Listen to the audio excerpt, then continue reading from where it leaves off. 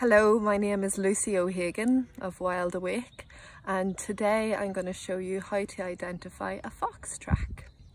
So as I mentioned in the previous video about tracking, just taking time to slow down our breathing, to tune into the sounds around us, to notice what direction the wind is blowing from, and just really to widen your sensory awareness before stepping into this analytical mind. So down here in this delicious mud, we find some tracks. So I'm going to draw your attention to this track here. So from the track, we can count how many toes does the animal have. So on this track I can see 1, 2, 3, 4. On this track we're also looking for a palm pad. The palm pad would have hit this rock. So we'll have a look at the palm pad in another track. We can also tell what direction is this animal moving in. The toes are pointing this way, and the mud is also pushed up in that direction. If you look very closely, you can also see the hair on the inside of the track. If you notice just those fine little marks on the mud. And ahead of the toes, you can very faintly make out some claws. Not very obvious though. We also bring our attention to what is known as the negative space of a track. So that is the space that is pushed up around the imprints of the pads. So here we have the negative space, here, here, and here, and between the toes.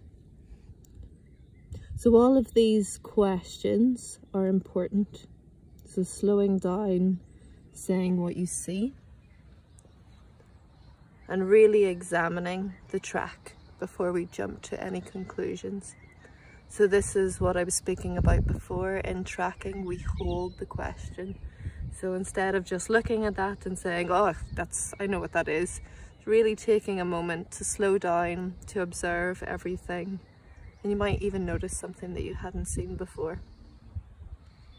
So with all of those clues that I've just mentioned, we have 4 toes. So this places it into either the canid or the feline family. We're also thinking about what animals actually live in this place, what could have been around here. I know there's no wolves, but there are dogs, there are cats, and there are foxes. Looking again, we have the 4 toes, and how these 4 toes are arranged is very important. So as we can see, they're all very tight together, and there aren't any real claws showing. So I'm thinking that this is either a fox or a dog. But with dog tracks, what happens is, after being bred for so long, the dog's track looks a lot messier, a lot more spread out. And they also always have these claws. So think of the big blunt claws of a dog, which are so useful in running and for traction. And they often become blunt as they're walking on concrete or they've been cut by people.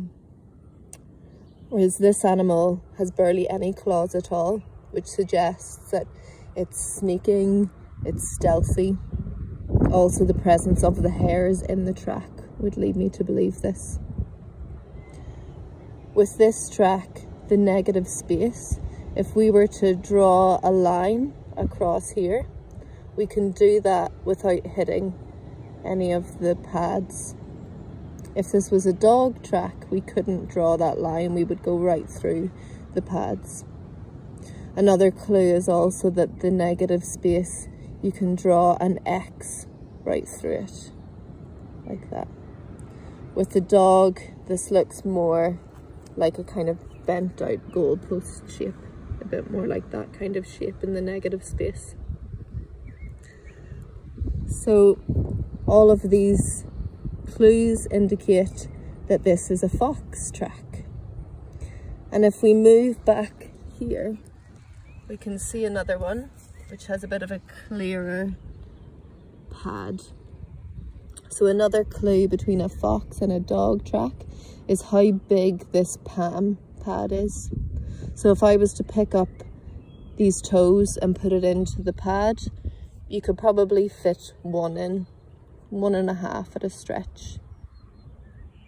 Also, with this palm pad can tell us if this is a front track or a rear track of a fox. So the front track will always be bigger. The palm pad will always be bigger, and the toes might be a little bit more splayed, more spread out. That is because on the front of the animal, it's also carrying the head, so there's a lot more weight to carry. So this one is very, very small. It could almost be confused with one of the other toe pads. So I would suggest that this is a rear track. And we can also tell what part of the body this animal is on, whether it's left or right. So you can move to my hands here. So as these animals have evolved, their foot morphology, their feet have changed, and that is to adapt to what they're doing, what they're bred to do, or what they have evolved to do.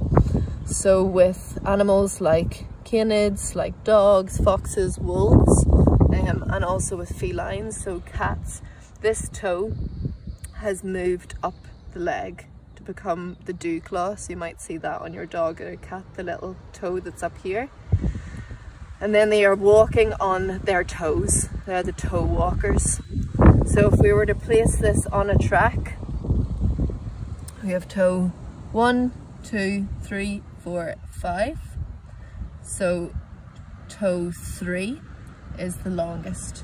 And on this fox track, I can see that this toe is the longest, which would make this a right foot.